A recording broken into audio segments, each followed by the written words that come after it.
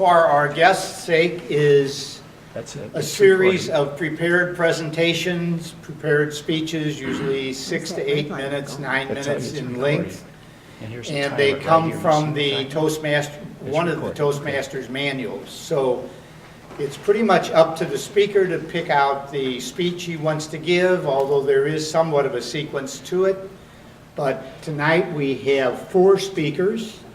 They are speaking from both the Competent Communicator or the first manual all the way through some of the more advanced manuals.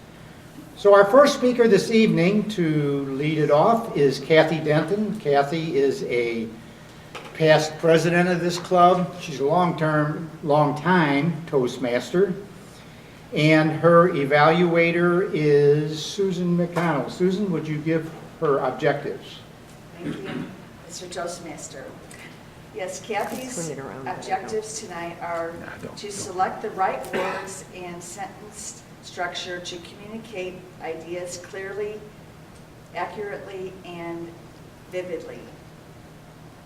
The rhetorical devices to enhance and emphasize ideas, to eliminate jargon and unnecessary words, and use correct grammar.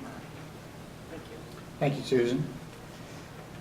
Kathy says that she was an early adopter of an electric hybrid vehicle, so I assume that we're going to hear a little more about that tonight. All right. Kathy's asking for 8 minutes, Mr. Timekeeper. The title of her speech is There Is Another Way, the sequel. There is another way. Kathy Denton.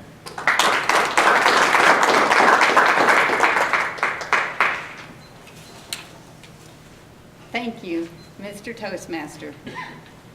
Fellow Toastmasters and most honorable guests, if you can, take your mind back to the fall of the year 2012, not too far back. That fall, I was looking at my credit card statement, and I was just flabbergasted at how much money I was spending on gasoline. At the time, gas was running $3.50 to $4 a gallon, and I drive a lot. I was seeing $400 on my credit card bill, totally on gas. And it was time for a change. So I did a lot of research on electric cars and on hybrid vehicles. And tonight I'm going to share what I learned. Now, some of you heard me talk about this back in 2013, but even for you, you're going to learn some more, because now I've been driving this car for 3.5 years, and I have more to tell you. So the first thing I want to talk about is gas versus electricity. Then we're going to talk about electric cars that are purely electric, then the hybrid vehicles, and I'm going to teach you some of the things that I've learned along the way. And it'll have a lot about the Chevy Volt in there, because that's the one that I chose. But there are a lot of choices these days. So gas versus electric, in a nutshell. The first thing is you're going to save a lot of money. Gas costs a lot more than electricity costs. For example, even at today's gas prices of only $2 a gallon, if you want to drive your car 40 miles, and most cars get around 20 miles to the gallon, you'll be spending $4 for 40 miles. My car gets 40 miles of electricity on a charge, and that 40 miles of electricity at 9 cents per kilowatt hour averages out to $1.44 for 40 miles. Needless to say, this saves you a lot of money. Secondly, pollution. A lot of people have the misconception that because you have to generate electricity, you're still generating the same amount of pollution but someplace else. Well, they are right. Generating electricity does create some pollution at the power plant. But the part they're not right about is the amount.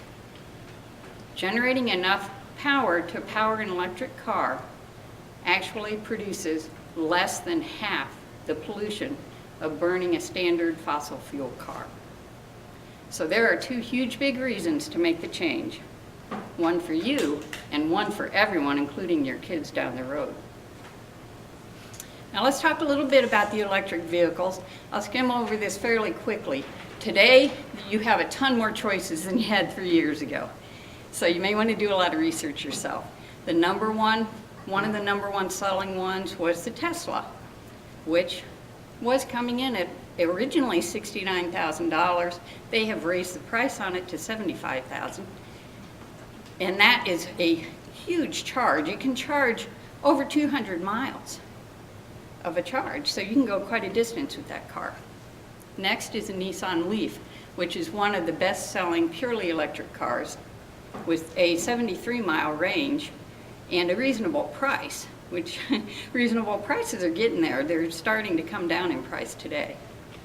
The Chevy Spark is a real little car, gives you a lot of distance, again at a reasonable price. And then we have the newest cars in the market. The Chevy Volt, B-O-L-T, is coming out this year, and that's going to be a 200-mile car, and it's also going to be priced at a price that people can afford. Now you'll notice on some of the prices that I have something that says BI on it, and that means before incentive. There is a government incentive program for if you buy an electric vehicle or a hybrid vehicle that you can take a tax credit. You don't get it at the time you buy the car, you get it when you file your taxes. But that's only if you buy the car new. I buy my cars used because I can't afford the new ones.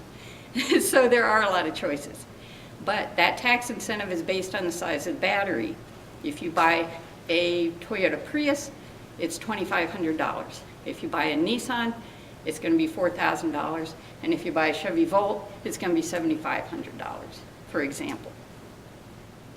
Now, the other newest car on the market that is making a lot of hubbub in the news is the Tesla Model 3. Just a beautiful car.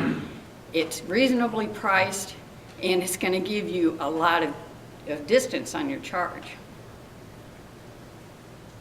So let's talk about the pros and cons of these purely electric vehicles. Pros, you're never going to put gas in it, and you're never going to put oil in it either, which is another big benefit. Also, you're going to save a lot of pollution because, as we mentioned before, you're going to be burning a lot less pollution. The big con, though, is if an electric vehicle runs out of charge, you need a tow. There's no way to put a bucket of electricity into a can, carry it out to that car, and dump it in the engine. So you would have to have that car towed. And that's why it's really important to understand how much distance you need before you buy that car. And you actually want to get a little more than that, and I'll explain that more later. So that's the biggest con of the purely electric car. And you won't be able to take that long trip to grandma's that's 4 states away in your purely electric car until the infrastructure's there. Right now, infrastructure is sparse. There are electric plug-ins are becoming more common, but they aren't everywhere you go yet, obviously. So it's not something you want to buy for a long distance. But on the other hand, that car gets you to and from work every single day and saves you a lot of money. You can use some of the money you save to rent a car when you go on that long road trip. So it shouldn't be out of the question either. This is a picture of the newest Chevy Volt coming out. I'll just show these briefly. It has a big back end so you can fit a lot of cargo in it. This is the new Tesla Model 3. Really awesome car. Part of the reason this is making such huge news is they already have 325,000 people have paid $1,000 in advance, even before they saw this car, to get it. So people are ready to make the turn and get those electric cars now. Hybrid vehicles, most of them run on gas and then give you more miles per gallon by using a small battery that gains distance when you brake and coast, such as the Toyota Prius. It gives you 40 to 50 miles per gallon. And that's common in those. The Chevy Volt, and the reason I picked this one, it's the best of both worlds. You get electricity first, then it switches to gas when you run out of electricity. You never need a tow. It's all seamless when it switches over.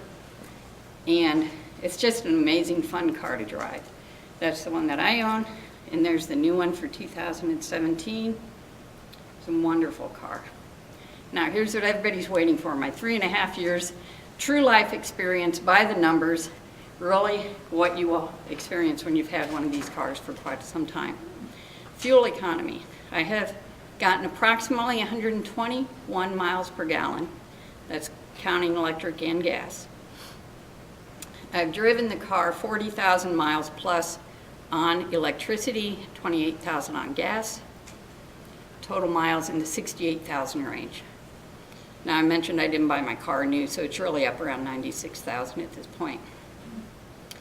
The savings is where it really all comes into play, though. In the end, if you look at the very bottom line there, I've saved over $5,000 in gasoline.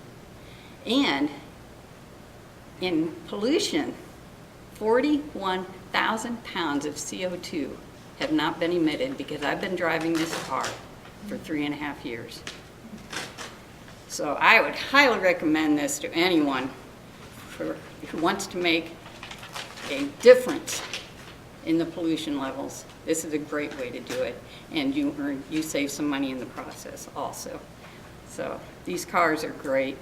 Now, here's my dash display that I showed you 3 years ago, and the thing to tune into here, this number right here. This car is fully charged at this point, and I got 45 miles when it was fully charged. This is my dash display today, fully charged, 35 miles. Now, that number can vary based on temperature, and it was a little bit warmer the other day, but this is important to understand. If you buy an electric car, you want to get more miles on the range of that car than you actually are going to need in the future, because eventually your battery will lose some life. And these do have an 8-year warranty on the battery, so I'm not terribly concerned about it. And I'm also saving a lot of money when I go to gas too. So there's a lot of bonuses there, but just something to be aware of.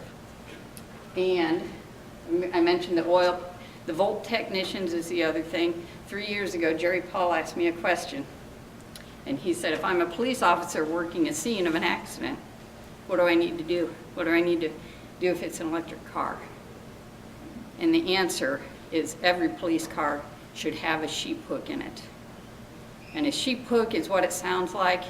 You see the pictures of the shepherds in the field with their long hook.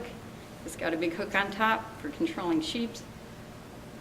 I was taught this by someone who took the training for working on these cars. If you get electrocuted by one of these cars and you try to pull someone off, you also will be electrocuted. So you have to have a sheep hook to pull the person off so that they would stop the electricity. And that's the answer to your question. It took me 3 years to answer it. I had to beat out Steve Winheim on that. So anyway, so are there any questions?